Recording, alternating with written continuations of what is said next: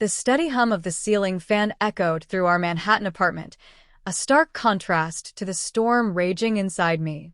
Sarah lay beside me, her phone casting a ghostly glow over her features as she turned away.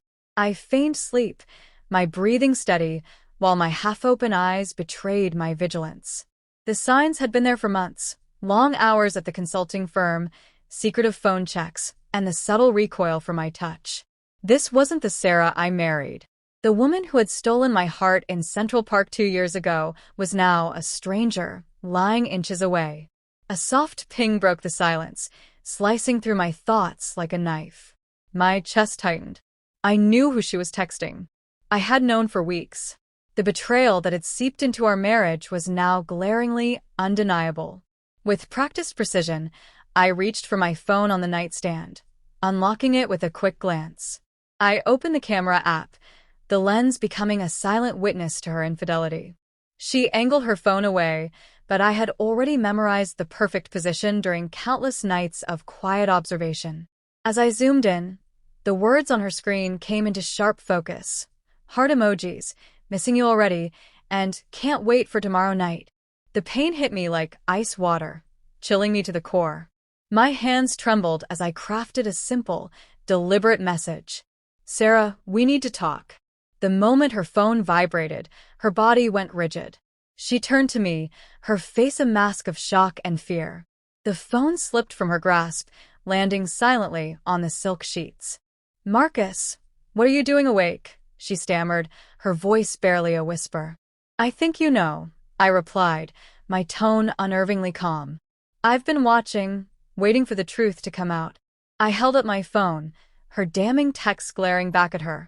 She lunged for it, but I pulled it away effortlessly. Tears spilled down her cheeks, streaking her perfect makeup as she begged, "It's not what it looks like." A bitter laugh escaped me. Then what is it, Sarah? Enlighten me. From where I stand, you've been lying to me, disrespecting me, and destroying what we built. I rose from the bed, crossing the room to retrieve her designer suitcase from the walk-in closet. Pack your things, I said coldly. I want you gone by morning. Her sobs grew louder, but they couldn't pierce the fortress of anger I had built around myself. Ignoring her desperate pleas, I left the bedroom, grabbing a bottle of water and my car keys before heading for the door. Where are you going? She cried after me. I didn't answer. The streets of Manhattan greeted me with their usual buzz, indifferent to my personal collapse. But I wasn't aimless. I had a destination, and a confrontation, waiting for me. I parked near the financial district as dawn broke over the city. The black Porsche I'd been tracking for weeks pulled up to the curb. My pulse quickened as Daniel, the man who had invaded my marriage, stepped out, exuding an air of self-satisfied confidence. I followed him into the building, his swagger unchecked as he flirted with the receptionist at the security desk. When I spoke his name, his head snapped toward me, confusion giving way to fear. Who are you? He demanded, his voice shaky. I'm Sarah's husband, I said simply.